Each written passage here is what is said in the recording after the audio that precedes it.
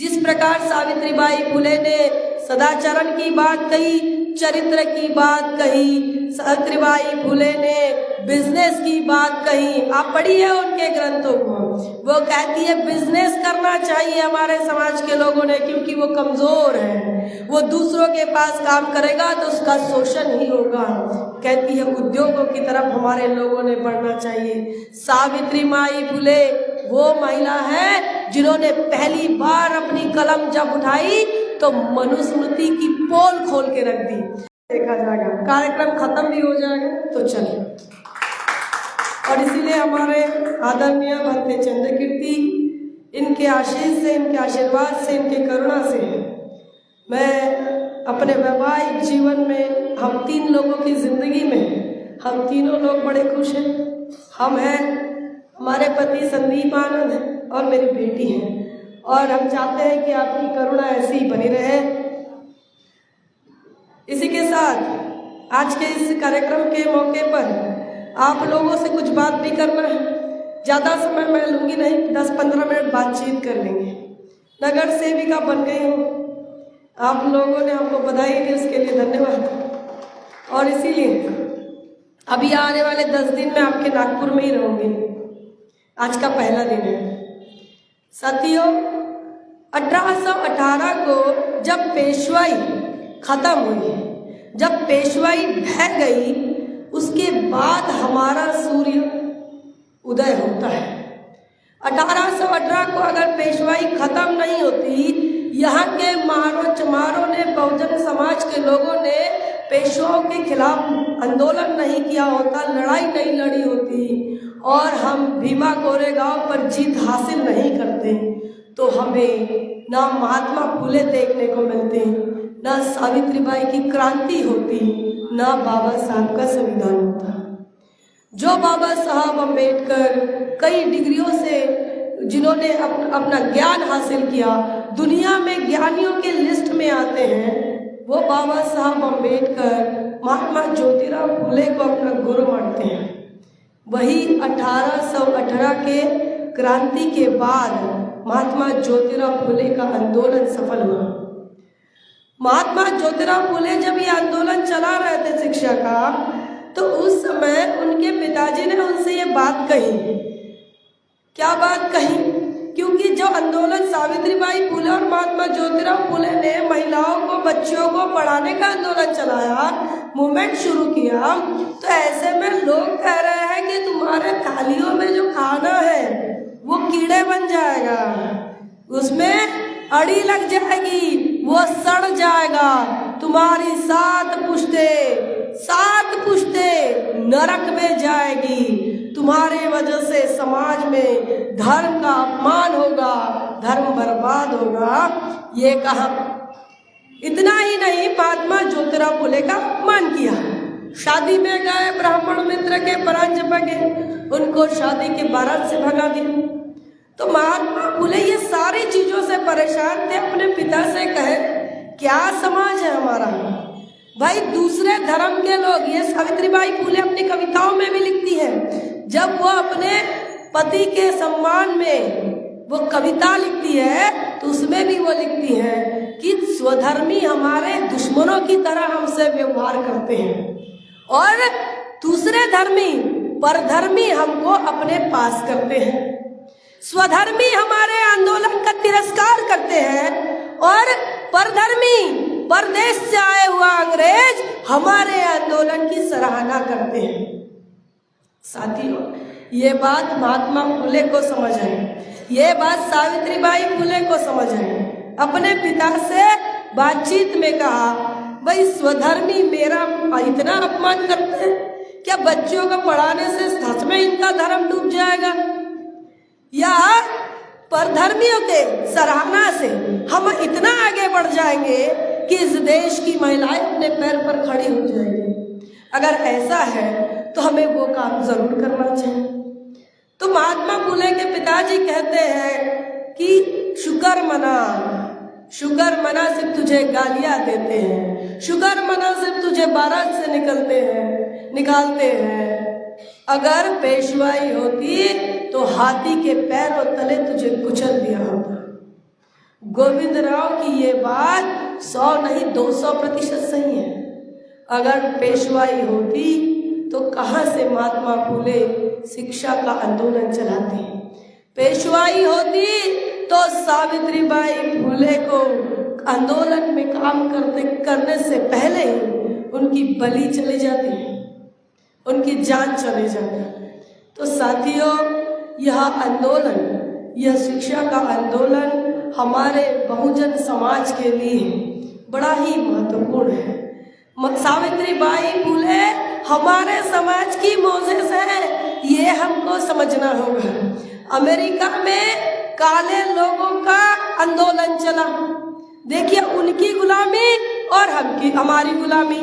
हमारा आंदोलन चला इस देश के SC ST OBC का इंसानियत के लिए, इंसान बनाओ, हमें वोटर बनाओ, नागरिक बनाओ, सम्मान दिलाओ, यही हमारे आंदोलन चला। लेकिन अमेरिका में भी ऐसा आंदोलन चला और वो लगभग इसी समय की बात है, 1800 से 1850 की बात हम कर रहे हैं। तो अमेरिका में आंदोलन चला, वहां पर ब्लैक महिलाओं को ब्लैक मेड्स या फैंसी मेड्स के नाम पर बेचा जाता था। महिलाओं को देखो, पुरुषों को भी बेचा जाता था, फ्री लेबर के लिए पुरुषों को बेचा जाता था, फ्री सेक्स के लिए महिलाओं को बेचा जाता था, और इसीलिए काली महिलाओं को बेचा जाता था।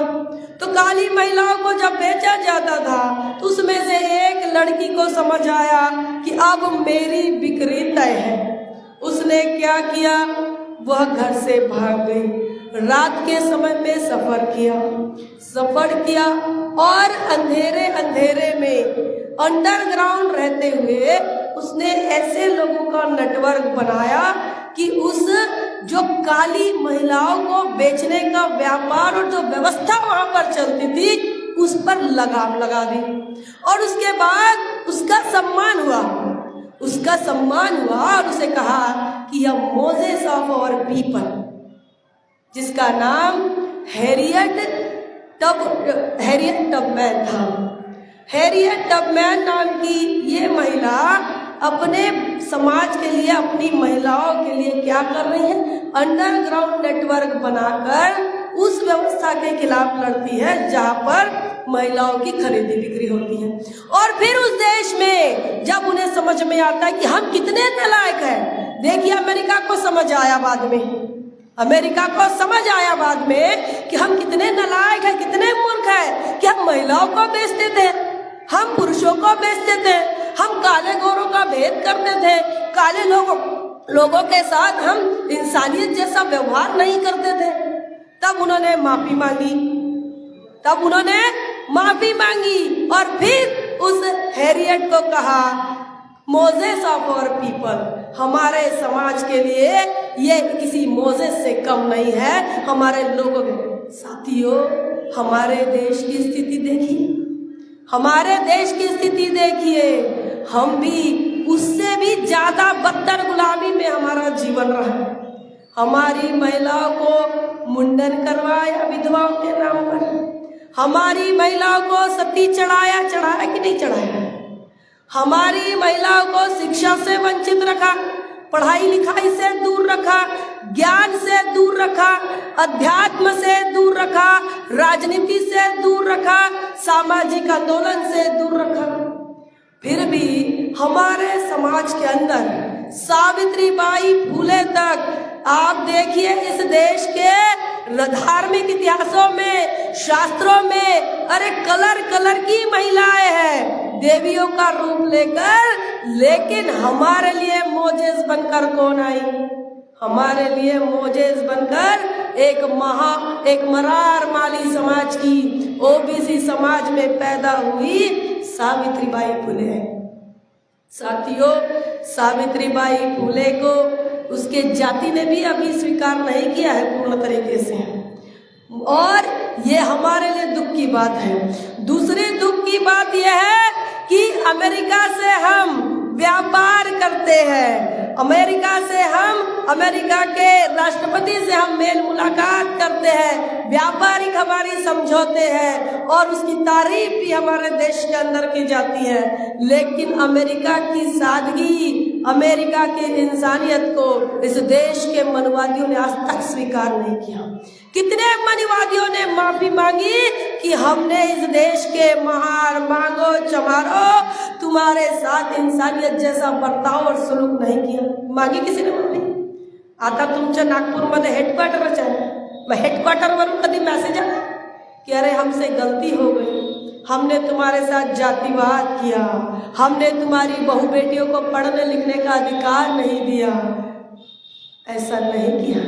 और इसीलिए मोजेस से बढ़कर आज के तारीख में हमारे लिए सावित्रीबाई फुले हैं। साथियों, सावित्रीबाई फुले ने कितने कष्ट सहे, कितना परिश्रम सहा, आप लोग गानों के माध्यम से, कहानियों के माध्यम से, किताबों के माध्यम से जानते हैं। इसी के साथ हम एक बात और जोड़ना चाहते हैं, सावित्रीबाई फुले ने तो इस आंदोलन के लिए सब कुछ बर्दाश्त किया, अपने पति का घर छोड़ा, अपने हक अधिकार, जिस सातबारा पर बहू का नाम होता है वो हक का घर छोड़ा, हक की प्रॉपर्टी छोड़ी। लेकिन इतना ही नहीं, उनके पढ़ाए हुए शागिर्द, उनके पढ़ाई हुई बच्चियों को भी जान गंवानी पड़ी, हमारे तुम्हारे नहीं जान गंवानी पड़ी। सावित्रीबाई फुले के स्कूल में पढ़ने वाली 6 साल की बेटी, 6 साल की बेटी जो कि महात्मा ज्योतिराव फुले के मित्र की बेटी थी। महात्मा फुले के मित्र का नाम था डॉक्टर विश्राम राम जी घोले और उनकी 6 साल की बेटी जो कि मराठा कुणबी समाज की है, वह बेटी जब स्कूल जाती है साथियों, तो उस बेटी को प्रसाद बना के देते हैं, प्रसाद में कांच के टुकड़े डालते हैं और उस बेटी को, उस बाहुली को खिलाते हैं, जिससे बच्ची मर जाती है। बच्ची मर जाती है, उसकी कुर्बानी देखिए। महात्मा ज्योतिराव फुले, सावित्रीबाई फुले, इनके जिंदगी में संघर्ष ही संघर्ष है, लेकिन जिन जिन लोगों ने उनका साथ दिया उनके जीवन भी आबाद नहीं कर पाए, वो उनके जीवन भी आबाद नहीं हुए। डॉक्टर विश्राम राम जी घोले एक सर्जन डॉक्टर थे, लेकिन अपनी बेटी को नहीं बचा पाए। इस देश की मनुवादी सोच कितनी घिनौनी होगी कि 8 साल की बच्ची की जान भी नहीं बख्शे। और इसीलिए इस देश में हर कदम पर आपको क्रांति के साथ ही चलना होगा, हर कदम पर आपको बदलाव की राह पर चलना होगा। साथियों, हम इस देश के SC ST OBC, हम इस देश के माइनॉरिटी, हम इस देश में इंसानियत की बात बताने वाले लोग, लेकिन बावजूद हम लोग जो लोग बता रहे हैं, हम अच्छी राह बता रहे हैं, नेकी की बात बता रहे हैं, वही दूसरी तरफ इस देश में सांप्रदायिकता चरम सीमा पर नजर आती है। धर्म की बात होती है और धर्म के नाम पर सिर्फ गाली गलौज और घृणाएं के जी हमारे देश में। धर्म के नाम पर हत्याएं हैं, खून खराबा है, धर्म के नाम पर मॉब लिंचिंग है। एक तरफ हमारे देश में देशभक्ति की बातें बताई जाती है और दूसरी तरफ देशभक्ति के विरोध में काम करके SC ST OBC के भाईचारे को खत्म किया जाता है। सावित्रीबाई का आंदोलन इस देश के अंदर भाईचारा स्थापित करने के लिए भी रहा। उनके स्कूलों में अलग अलग जाति, अलग अलग समुदाय की बेटियां रही, उन बेटियों ने यहाँ पढ़ाई की। मातंग समाज की बेटी पढ़ी तो मुक्ता साड़वे दलित पहली महिला लेखिका के रूप में उभर कर आई, जिस मुक्ता साड़वे ने बताया कि यहाँ के महार मांग चमारों की हालत जानवरों से भी बदतर है। यहाँ का ब्राह्मण कब हमारे मांग मार चमारों के सर को चेंडू समझकर अपने तलवार का डांडू बनाकर कब मार देगा, इसकी कोई अता पता नहीं है, इसका कोई टाइम टेबल नहीं है, इसका कोई अंदेशा नहीं है। इसके लिए कोई भी हमको बिना घोषणा से कब हमारी जान चली जाएगी, इसका कोई अता पता नहीं है। ये सब मुक्ता साड़वे कहती हैं। साथियों, जब हमारे समाज के अंदर आज भी कई अलग अलग समस्याओं से हम जूझते हैं, देखते हैं। महिलाओं को लेकर हमारे समाज में एक अलग भावना है। भले ही हम कितने भी पढ़ लिख जाए, बेटी को पढ़ाने में हमको दर्द नहीं लगता, बहू को पढ़ाने में दर्द लगता है। लगता है, लगता है कि नहीं? अब हम बदलाव की राह पर चलेंगे। सावित्री माई फुले को नमन करते हुए हमको ये आश्वस्त करना होगा खुद को कि भाई हम इस बेटा बेटी के भेदभाव के साथ साथ बहू बेटी के भेदभाव से भी हम बाहर निकलेंगे और उसके बाद हम अपनी महिलाओं को सामाजिक राजनीतिक जीवन देंगे। हम अपनी बेटा बेटियों को, बहुओं को सामाजिक जीवन देंगे, उसको आध्यात्मिक जीवन देंगे, उसको आज़ादी देंगे कि वह अपने धर्म का लालन पालन ही नहीं बल्कि प्रचार प्रसार करे। इस बात के लिए हम सावित्रीबाई फुले से क्या करना चाहिए?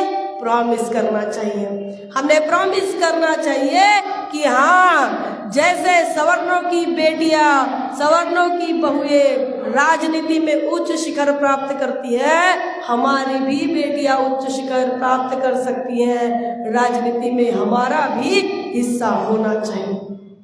साथियों, आज के तारीख में जैसे सावित्रीबाई फुले के जयंती के मौके पर हमारे समाज को अलग अलग समीक्षाएं करने की जरूरत है। जिस प्रकार सावित्रीबाई फुले ने सदाचरण की बात कही, चरित्र की बात कही, सावित्रीबाई फुले ने बिजनेस की बात कही। आप पढ़िए उनके ग्रंथों को, वो कहती है बिजनेस करना चाहिए हमारे समाज के लोगों ने, क्योंकि वो कमजोर है, वो दूसरों के पास काम करेगा तो उसका शोषण ही होगा। कहती है उद्योगों की तरफ हमारे लोगों ने बढ़ना चाहिए। सावित्री माई फुले वो महिला है जिन्होंने पहली बार अपनी कलम जब उठाई तो मनुस्मृति की पोल खोल के रख दी। मनु के खिलाफ किसी ने पहली कलम लिखी है तो वो सावित्रीबाई फुले है। कहा कि ये जो मनुस्मृति है, इन्होंने जो बताया, जो जातियों की रीति बताई, वो बहुत जहरीली है। बताया कि इन्होंने शूद्र अति शूद्र बनाया। ऐसी क्रांतिकारी महिला की आज हम जयंती मना रहे हैं साथियों, और इस जयंती के मौके पर कुछ उनके जीवन पर प्रकाश डालना हमें लगा कि बेहद जरूरी है, बेहद आवश्यक है। इसीलिए हम ये तमाम बातों का जिक्र आपसे कर रहे हैं। और आज की तारीख में महिला कहीं किसी से कम नहीं, लेकिन इस ऐसे ही परिस्थिति में भी, इस पुरोगामी स्थिति में भी हम देखते हैं कि महिलाओं को लेकर धार्मिक जो आस्था है, वो धार्मिक आस्था महिलाओं को लेकर एक सेकेंडरी ही मानती है। और यही कारण है कि इस देश के अंदर फेमिनिज्म नाम का आंदोलन भी चलता है। सही फेमिनिस्ट कौन रहा? तथागत बुद्ध रहे। सही फेमिनिस्ट, पहला फेमिनिस्ट कौन है? तथागत बुद्ध है। और उसके बाद उस आंदोलन को आगे बढ़ाने वाली जिजाऊ है, सावित्रियां है। आपको पता होगा तथागत गौतम बुद्ध जब कौशल नरेश उनसे मिलने आए प्रसेनजीत, तो बुद्धा से कहे कि मैं बहुत नाराज हूँ, मैं बहुत नाराज हूँ। बुद्धा से कह रहा है प्रसेनजीत, राजा प्रसेनजीत, आज मैं बहुत नाराज हूँ। बोले क्यों नाराज हो? बुद्धा पूछ रहे मैं कैसे नाराज हूँ? तो बोले आज मेरी पत्नी मलिका ने बोले बेटी को जन्म दिया। क्या है? बोले बेटी को जन्म दिया, अब ये मेरा राजपाट कैसे आगे बढ़ेगा? बुद्धा ने कहा बेटी तो बेटों से बेहतर होती है, बेटी तो बेटों से बेहतर होती है, और वो कुशल शासक का निर्माण कर सकती है। इतनी शक्ति बेटी में होती है। साथियों, इस देश को जिजाऊ जैसी बेटी मिली, दो कुशल शासक जिजाऊ ने दिए कि नहीं दिए? वैसे ही जिस बेटी के लिए राजा कौशल नरेश प्रसेनजीत जो नाराज थे, वह बेटी जिसका नाम वजीरा रहा, वो भी बाद में मगध की रानी बनी। मतलब तथागत बुद्धा ने पहली ही दफा कह दिया था बेटों से ये तो बेहतर ही होगी। वजीरा बेटे से बेहतर निकली, मगध की रानी बनी। अरे बौद्ध शासकों की लिस्ट में उनका नाम आता है। साथियों, ऐसा हमारा इतिहास है।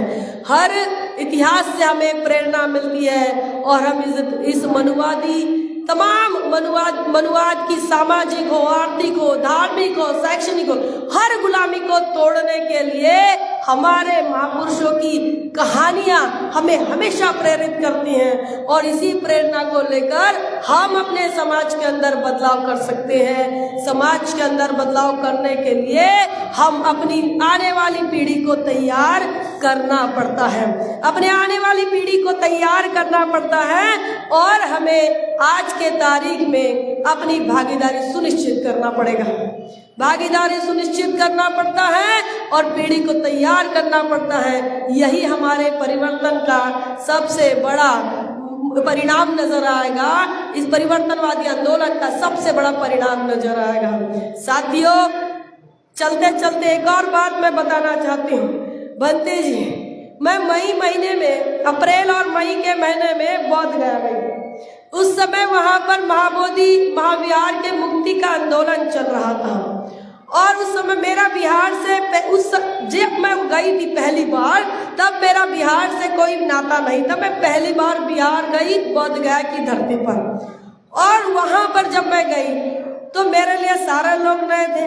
अलग अलग राज्य के लोग थे, अलग अलग प्रदेश के लोग थे, लेकिन वहां पर एक भिक्षु संघ मेरे पास आया। कुछ 7-8 भिक्षुओं का, श्रामणेर भिक्षुओं का वो संघ था। वो मेरे पास आया और उन्होंने मुझसे बातचीत की और बाद में मुझे पता चला कि वो मेरे गोंदिया के पड़ोस में जो बालाघाट जिला है, उस बालाघाट जिले के रहने वाले हैं और वो प्रोडक्ट हमारे भंते जी का है। वो प्रोडक्ट, वो शिष्य किसके निकले? वो भंते जी के शिष्य निकले। तो साथियों, हम देश के किसी भी कोने में जाएंगे, हम देश के किसी भी कोने में जाएंगे, जब आप सत्कर्म करेंगे तो वह सत्कर्म हमको, इनके भंते जी के सत्कर्म हमारे हिस्से में आए और तब मुझे वहाँ पे कोऑपरेशन मिला, वहाँ मुझे साथ सहयोग मिला। तो साथियों, हम अपने आंदोलन से कई चीजें सीखते हैं। अच्छे कर्म करने की प्रेरणा हो या अपने समाज को बदलाव करने की प्रेरणा हो, अपने बाल बच्चों को अच्छे जगह देखने का बदलाव हो, अच्छी पोस्ट पर, अच्छी तरक्की पर देखने का बदलाव हो, ये सारे बदलाव हम कर सकते हैं अपने महापुरुषों के आंदोलन की बदौलत, बशर्ते हमें कुछ पे बैक करना होता है अपने सामाजिक आंदोलन के लिए। अपना समय, अपना धन, अपना हुनर हमें थोड़ा थोड़ा लगाना होता है। उससे भी आपका सत्कर्म, उससे भी आपके सद्गुण बढ़ते हैं और उसका भी जो पॉजिटिव वाइब्रेशन है उसका भी आपको लाभ मिलता है, उसका भी आपको रिप्लेसमेंट मिलता है। आप लोग इस मौके पर आपने मुझे सुना, मुझे मौका दिया, मेरी बात सुने, इसके लिए आप तमाम लोगों का तहे दिल से शुक्रिया, आभार व्यक्त करती हूँ और माफ़ी मांगती हूँ एक बार फिर से कि मैंने आपको बहुत इंतज़ार करवाया। इसके लिए मैं क्षमा प्रार्थी हूँ और अपनी बात को विराम देती हूँ। जय भीम, जय भारत, जय संविधान। बहुजन समाज की हर खबर पाने के लिए चैनल को सब्सक्राइब करें, लाइक करें, शेयर करें। नेशनल चौपाल को बचाने के लिए ज्वाइन बटन क्लिक करके चैनल की सदस्यता लें और चैनल को आर्थिक मदद करें।